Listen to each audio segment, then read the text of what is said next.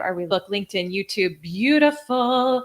Sierra, good morning. How are you? So good to see you. We're talking today about how to take risks. Sierra, we got two Sierras in the house first thing in the morning. I love that. Beautiful. Is Christine or Christina? Either way, so glad you're here. Good morning. Good morning. Aziz, good morning. Talking today about how to take risks. And I truly missed you all yesterday. We had a very interesting morning in the Robustelli household. My husband pulled his back and couldn't walk, and I scratched my cornea open and I couldn't see. And so between the two of us, we're trying to take care of a 1-year-old, and we're like, this is a bit of a cluster. So anyway, I missed everybody. If I cry today, I know I cry a lot on these when I get emotional. It's probably more just because my cornea is like, but it's all good. It's all good. So, all right, we're talking today about how to take risks. And it was inspired by the podcast. Has anybody listened to the podcast yet with Dr. Kim Foster that came out yesterday? It's so good. And she left her career as a physician to go into coaching, like wellness coaching. And she talks about that experience and what it was like to leave this thing that's like on Facebook, quote unquote safe, right? Quote unquote, like the safe path, to go into what her heart was really calling her. So we're getting yes, yes, yes. Oh, good. I'm so glad that you all enjoyed it. Yeah. What was and I'm curious too, because I want to talk with everybody here today and kind of share like my biggest takeaways and how I'm now thinking about taking risks even differently. Oh, Jan on YouTube, good morning. But what were your takeaways in terms of making that leap? Like whatever the leap is that you personally are wanting to do. Maybe it's putting yourself out there for an opportunity. Maybe it's making a move. Maybe it's, pitching a big client deal and it feels risky. It feels chancy. Like what is the thing that you're looking to do? And did you have any takeaways from the episode about it? Mustafa, good afternoon. Kalua, good morning. Oh, I missed everyone yesterday. It's so good to see. So good to see my friends here. And then also if there's, as always, I want to work with you here. I want to have dialogue with you. So if there's something you're looking to do that feels big, that feels risky, that feels intimidating, like let me know in the comments and let me know what you're bumping up against, because my desire and my aim is to help you with that. So I'm going to look up something before we get started, because I was looking up the definition of risk beforehand, and I was like, this is the worst definition. Like if you think of a risk the way that dictionary.com defines it, you will never take one. And I would love to radically shift the way we think about taking risks. So if you search online, it says a risk is a situation involving exposure to danger. And how many of you were conditioned that way? That you shouldn't take risks, that it's dangerous, that you're safer where you are. Give me a heart or give me a yes if that's been your experience and if that's how you think about taking risks now. Because if it is, you'll never take one, right? Who wants that? Thank you for the hearts. So yep, I'm seeing yeses. Mary, good morning. Bambi, good morning. So good to see you. Eric on LinkedIn, good morning to you as well. So here's how I would encourage you to think about taking a risk. So we're talking, for those of you who are joining live, we're talking this morning about how to take big risks. It's all relative, but it's inspired by the podcast this week with Dr. Kim Foster. I would define taking a risk as an action that feels unusual or big to you. That's not something you, like the old you would have done, that's going to catapult you into the unknown. And when we think about it that way, doesn't it feel a little more exciting? Doesn't it feel a little more expansive? Doesn't it feel, thank you for the hearts. Oh, Claire, good morning. So good to see you. Doesn't it feel a little more like something you want to do? And when I was prepping, because initially I was going to do this one for you yesterday before I scratched my eyeball open. But when I was prepping for this, I was watching a training from Joe Dispenza, and he was talking about when you're in a consistent state over time, your body gets conditioned to that state as the unconscious mind. So when you do the same thing over and over again, your body, the whole way your brain and your body are designed is for you to habituate as much as possible. So for you to create thought patterns that are the same consistently, for you to take actions that are the same consistently. And that's why you wake up and you go through the same routine every morning without having to think about it, because your body has become the conditioned mind. And he says, whatever the body knows as well as the mind is called a habit. It's when the body becomes the mind. And he says, a habit is an unconscious set of behaviors, thoughts, and emotions that's acquired through frequent repetition. So I want you to think about, what are the things you do on default mode right now? What are your habits that you're doing consistently? Now, some of them are serving you, but a lot of them are keeping you stuck with exactly the same outcomes in your life.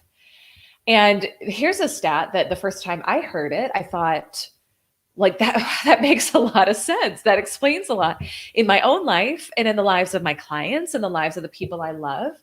95% of who you are by the time you're 35, 95% of who you are by the time you're 35 is a set of memorized behaviors, emotional reactions, beliefs, perceptions, and attitudes that essentially function like a computer program for you. You are programmed. What you do every day is a program that you are running in your mind, and you subconsciously become the mind of that state. That's why I focus so much with my clients on belief systems, because whatever your belief system is, whatever you believe to be true, if you believe you're wealthy, you're abundant, you're magnetic to clients, you're going to start operating that way, because that's now your operating system. But if you believe that you aren't reliable, if you believe that there's scarcity, if you believe there's not enough, then guess what? That's going to be your reality, because that's the operating. You're just like a computer, right? That's the operating system. So here's what we want to realize is that anything that feels risky for you, but is an action that you think if you took it would probably get you to where you want to go. For the version of you who has what you want, I want you to evaluate that action through that lens. And would it feel risky, or would it feel like a natural behavior to you? Is that making sense? Let me stop and check the comments here. Michelle on Facebook, you're saying, good morning. I'll take a risk if the outcome depends on me, like a career change, but not if it depends on something else, like the stock market. Yeah. And I actually think, like, usually I like that way of thinking about it, Michelle, and thinking about, like, taking the risk on yourself is always, right? That's always something that's going to pay off, because it forces you to grow in the process. Oh, Steve, good morning. With no risk, there's no reward. I took a big risk by leaving a senior leadership role with a Fortune 100 company to start my own sales coaching and speaking business. Best career move I've ever taken. Yes. And it always, thank you for the hearts. Yeah, the risk pays off, but we are in such a risk averse society. And to get to where you want to go, you're going to have to do things that feel like big risks, just like Dr. Kim talked about on the podcast this week. And so I wanted to come together and share some of my tips, because I tend to do things that most people would say are pretty risky, aren't quote unquote safe, but they've always been the things that paid off, right? Just like Steve just shared, like what you did.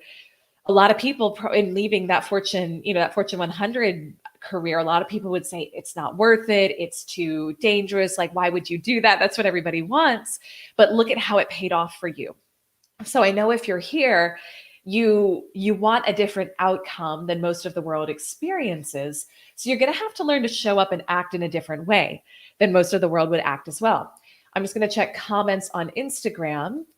Sierra is saying, such perfect timing. Yesterday, I put in my 2 weeks notice. Oh my gosh, the podcast helped arm me with confidence. Well, congratulations. And knowing you and having connected with you before, I think that was a really good move. That was a really good move. Congratulations. I'm excited for you and excited for what's next. And we can tell when something's not in alignment with us anymore, right? And it doesn't mean like you're never going to see the full picture when you're stepping out. That's not how it works. You just need to know what's the next step and trust that the path is going to unfold as you go. Bambi is saying, in terms of a habit that's no longer serving, sleeping in. Yeah. So think about, thank you for the hearts and y'all, this eye, again, not crying today because of emotions, although sometimes that happens, just crying because of this, this eyeball healing. Um, but Bambi, when I was looking to break the habit of, sleeping in myself, I did something that was maybe risky. Like I committed to a mastermind group that I was working with that any day I slept in, I would pay $100 to this charity. And at the time, that was a lot of money for me. And I did it once. I slept in once and paid the money, and it was painful. And I mean, it's not painful, right? Because it's going to a charity, but it was $100. So that felt like a lot of money at the time. And I never did it again. So maybe you do something to help you with that, like something that feels like, oh, I'm putting a lot on the line here for me. Because it'll help you catapult right out of that same habituated behavior. So you're saying, I appreciate that. Yes, congratulations. I'm really, really happy for you and excited for you. So here's some things. I put together 4, it's kind of a random number, but 4 things that help me filter like taking risks. And then I would encourage you to, take what works here for you, leave the rest. But the first is to look at, are you happy where you're at? And actually, as I say this, I'm going to combine 2 and I'm going to give you 3. Are you happy where you're at? So if there's something you want to do, but it feels risky, it feels unsafe, it feels uncertain, are you happy with the result that you're currently getting? Because in many ways, oftentimes you're living out your worst case scenario already, and I think about this with anything, right? Like let's say with a career move, with a job, it's like you're not happy where you are and you want to go somewhere else, but you're afraid to take the chance because what if it doesn't work out and what if you're not happy? Well, you're already not happy where you are. Right? So you're already living out your worst case scenario. And I apply this to the world of sales with my clients as well. It can feel risky to pitch that big deal, to go for that big opportunity. But guess what? You already don't have it. It's not yours yet. So if the worst case scenario is that they say no, then you're right where you started. So the worst that can happen is you land right where you are right now, but you learn something in the process. The best that can happen is you get it and your life transforms, or they refer you to something else that becomes a phenomenal opportunity that you would have never experienced had you not put yourself out there, right? And so we have to learn to just think about this and like look at it pragmatically and realize you already don't have it. A lot of times there's fear of spending money, right? Whether it's investing in a coach, investing in, a home that you want, investing in a new vehicle that you want. There's the fear of quote unquote spending money. And I would really also encourage you to think more along the lines of investing money when you're thinking about that. But that you're living in scarcity when you show up that way. It's like, I'm afraid to spend this money because what if I don't get it back? Well, right away, you're living in scarcity and you're in hoarding mode, which means the thing that you're trying to avoid is scarcity, right? So you're like, I don't want to spend this money because what if I don't get it back and I don't have enough? Well, you're already showing up. You're already operating in scarcity mode if you're thinking like that. So you're already living out your worst case scenario. Okay. Are you with me here? So we've got to reframe it because the amygdala in your brain, the part that's like the fear, the animal, the fight or flight, the primal part it will always look at worst case scenario. It's designed to quote unquote keep you safe. But the safe is just where you are right now because it's what you know. So if you're not 100% like dancing with joy, thrilled with where you are right now and what you know, then I invite you to do the thing that feels risky, knowing that along the way, you will either get to where you want to go or you'll get somewhere better because you'll discover something new about yourself along the way. You'll have an unexpected opportunity. You'll have an unexpected aha that you never would have experienced if you hadn't been willing to put yourself into the unknown. The second thing that I would look at, and this has become my mantra, the bigger the risk, the bigger the reward. The bigger the risk, the bigger the reward. It's like the law of polarity, right? Where we talk about the bigger the challenge, the bigger the opportunity. And it's the same with taking risks. If it's a little risk, if it's like, I'm going to put myself out there for this, this little client that's not really someone who I genuinely, little client, you know what I'm saying? Like someone who it doesn't feel very risky to put yourself out there and pitch.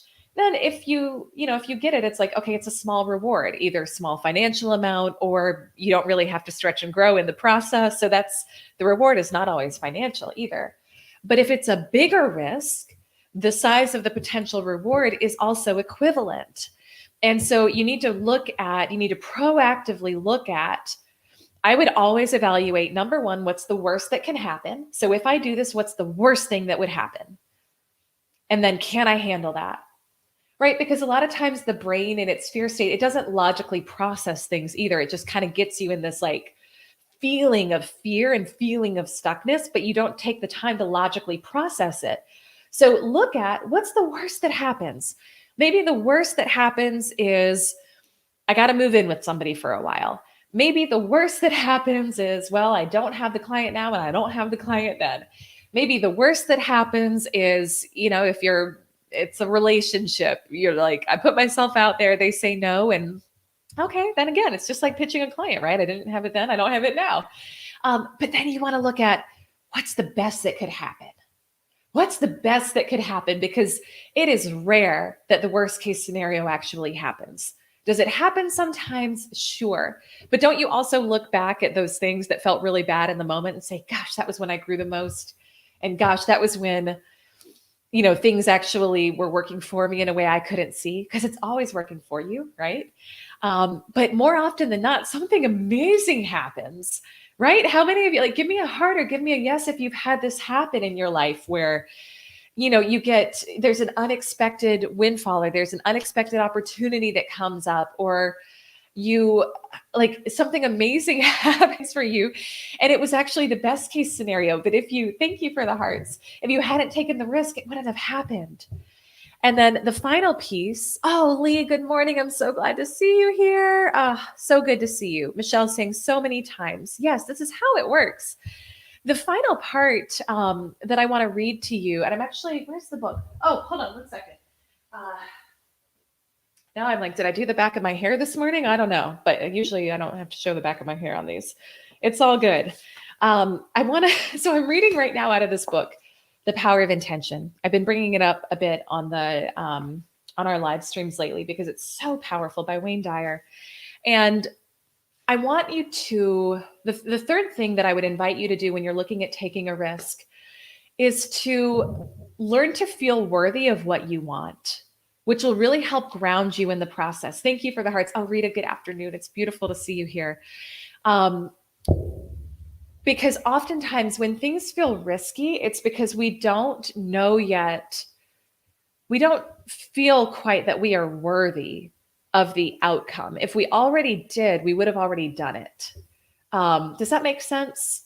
Thank you for the hearts. Bambi, you're perfect. No matter. Thank you. I was like, I have no idea if I did my hair. It's all good. It's all good. So I want to just read to you from this part of the book, because this, I think, will help shift when you start to see yourself as you really are, which is a worthy, incredible divine being here on this planet. And a lot of this book is about seeing like the God consciousness in you. It will shift how you view taking risks, and it'll be more about allowing yourself to up level to what you really are worthy of. And so I'm just going to read you a little bit of the book, of this paragraph here. If you don't believe that you're worthy of fulfilling your intentions for health, wealth, or loving relationships, then you're creating an obstacle that will inhibit the flow of creative energy into your daily life. Recall that everything in the universe is energy, which moves at various frequencies. The higher the frequency, the closer you are to spiritual energy. In the lower frequencies, you find shortages and problems. Intention itself is a unified energy field that intends everything into existence. This field is home to the laws of nature and is the inner domain of every human being. This is the field of all possibilities, and it's yours by virtue of your existence. One more line here. well, if maybe a few more. Having a belief system that denies your connection to intention is the only way you're unable to access the power of intention from the infinite field. If you're convinced that you're unworthy of enjoying the field of all possibilities, then you'll radiate this kind of low energy. This will, in fact, become your attracted energy pattern, and you'll send messages to the universe that you're unworthy of receiving the unlimited abundance of the originating spirit. Soon you'll act on this inner conviction of self-disrespect. You'll regard yourself as separate from the possibility of receiving the loving support of the originating field of intention, and you'll stop the flow of energy into your life. Why? All because you see yourself as unworthy. This disrespect alone is sufficient to impede the arrival of your intentions into your life. So I just thought that was so beautiful. And I would invite you to look at, are you respecting yourself by seeing how worthy you really are of the things that you desire? Or are you disrespecting yourself by seeing what you want as bigger than you and seeing yourself as unworthy of it, or seeing yourself and like literally cutting yourself off? Thank you for the heart's truth. Yes. Because when you do that, you cut yourself off from all possibility in your life and you continue to get more of the same. So I would invite you, whatever the risk is that you're looking to take, ground into your worthiness of more, worthiness of what you desire, worthiness of greater abundance, joy, love, ease, prosperity, peace, wealth, happiness, health. Like, you are worthy of that. And the only reason you won't experience it is if you don't believe that you are, and you don't respect yourself enough to believe that you are. So I would invite you to start framing those things that feel like risks right now through the lens of, what does the most worthy version of me, what does she do? What does he do?